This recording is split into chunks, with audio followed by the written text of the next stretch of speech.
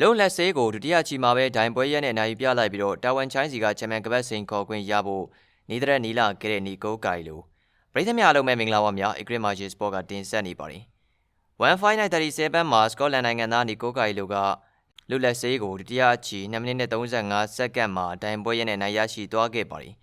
ဒီပွဲဟာတော်လေးကိုစိတ်လှုပ်ရှားစရာကောင်းတဲ့ပွဲတစ်ပွဲဖြစ်ခဲ့ပါတယ်ဒီနိုင်တဲ့တူနီကိုကသူ့ရဲ့ featherweight တန်ကအစင်လေးနေရာကိုခိုင်မာစွာချုပ်ကင်ထားနိုင်ပြီးတော့ချန်ပီယံဆုလူကွင်းအတွက်နေရာတစ်ခုကိုတည်တည်တချင်းကပ်လာနေပြီလည်းဖြစ်ပါတယ်။ပွဲကြောင်းကျင်းချုပ်ပြီးတော့ပြန်ပြောရမယ်ဆိုရင်ပထမကြီးမှာလက်ဆေးကသူ့ရဲ့အရက်ရှည်ပြီးတော့ခြေထောက်တန်ဆွမ်းမှုရှိတဲ့အားသာချက်ကိုသုံးချကနီကိုရဲ့ခြေထောက်ကိုနာအောင်ကန်နိုင်ခဲ့ပါတယ်။နီကိုကသူ့ရဲ့ခြေစလုံးတွေထိမှန်ပြီးတော့နာကျင်နေပေမဲ့ဆက်လက်ပြီးတော့တိုက်ပွဲဝင်ခဲ့ပါတယ်။ပထမကြီးနောက်ဆုံးမှာတော့နီကိုကညာလက်သီးနဲ့ညာရူးပေါင်းဆက်ထူတက်ခဲ့ပြီးတော့လက်ဆိုင်ကိုကျမ်းမြင်ထိရအောင်လုပ်ပြနိုင်ခဲ့ပါတယ်။လက်ဆိုင်က80စက္ကန့်ရေတွက်ခံရပေမဲ့ပထမကြီးဆုံးသွားတဲ့အထိခံနိုင်ရှိခဲ့ပါတယ်။ဒုတိယချီမှာတော့နီကိုကသူ့ရဲ့တိုက်ခိုက်ရေးစွမ်းရည်ကိုပြေဝပြသနိုင်ခဲ့ပါတယ်။သူကလက်ဆေးကိုကျိုးဝိုင်းထောက်မှာပိတ်မိနေအောင်လုပ်ပြီးတော့ခနာကိုဒရဇက်ထိုးတက်တာခေါင်းတိုက်တာပြင်းထန်တဲ့ဒုတိုက်ချက်တွေတိုက်ရိုက်ကန်သွင်းတာမျိုးတွေပြုလုပ်ခဲ့ပါတယ်။လက်ဆေးကခုခံမှုကြိုးစားခဲ့ပေမဲ့နီကိုရဲ့တိုက်ခိုက်မှုဟာတော်လေးပြင်းထန်လွန်းတာကြောင့်နောက်ဆုံးမှာတော့ဒုတိယချီ2မိနစ်နဲ့35စက္ကန့်မှာကျိုးဝိုင်းတိုင်ကလက်ဆေးရဲ့ဘေးရန်ရဲ့ကင်းရှင်းရေးကိုဦးစားပေးပြီးပွဲကိုရပ်ပစ်လိုက်ရပါတယ်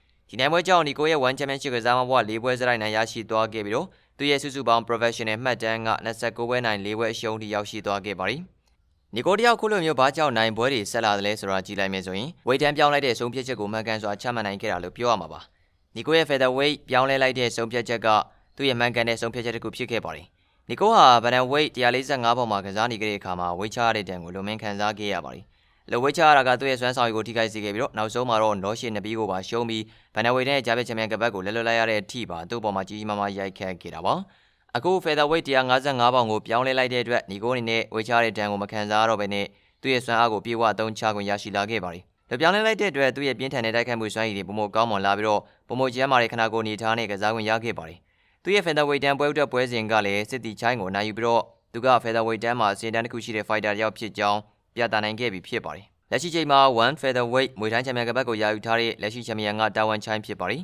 ။အခုလိုမျိုး featherweight တန်မှာနိုင်ပွဲတွေဆက်နေတာကြောင့်ဒီကိုအနေနဲ့တာဝန်ချိုင်းစီကနေချန်ပီယံကပတ်ကိုစိန်ခေါ်ထိုးသက်ခွင့်ရရှိနိုင်မှုအတွက်အခွင့်အရေးတွေစားထက်စားပုံမနီးကပ်လာခဲ့ပြီလို့ဆိုရမှာပါ။နီကိုကိုရိုင်းကလည်းတာဝန်ချိုင်းနဲ့ချန်ပီယံကစားခြင်းနဲ့ဆန္ဒရှိပါတယ်။ World Championship ဥက္ကဋ္ဌ Chatri Sityodtong ကလည်းနီကိုအနေနဲ့နောက်ထပ် fighter တယောက်နဲ့သူ့ရဲ့စွမ်းဆောင်ရည်ကိုထပ်မံစမ်းသပ်ခံပြီးသွားလို့နိုင်ပွဲရယူနိုင်ခဲ့မယ်ဆိုရင်တာဝန်ချိုင်းစီကချန်ပီယံကပတ်ကိုစိန်ခေါ်ခွင့်ပေးမယ်လို့ကတိပေးထားပါတယ်။နီကိုထပ်တွေ့ရနိုင်တဲ့နောက်ထပ် fighter ကတော့ဘန်ပါရာကျော်ယာတီဒါမှမဟုတ် Shadow စင်မော်ရင်တယောက်ဖြစ်နိုင်ပါတယ်။ဒီပွဲကိုနိုင်ရရှိခဲ့မယ်ဆိုရင်တော့နီကိုကိုင်လိုရဲ့ချန်ပီယံကပတ်အိမ်မက်တွေကသူ့ရှေ့ကိုရောက်ရှိလာတော့မှလည်းဖြစ်ကြောင်းပါ။နီကိုကရောနီကိုကိုင်လိုရဲ့စွမ်းဆောင်ရည်ပေါ်မှာဘယ်လိုမြင်ကြလဲခင်ဗျာ။ပြောပြပေးသွားခဲ့ကြပါဦးခင်ဗျာ။စုံနီလိုက်ပါကြည့်ရှုပေးခဲ့ကြတာအားလုံးကိုကျေးဇူးတင်ပါတယ်ခင်ဗျာ။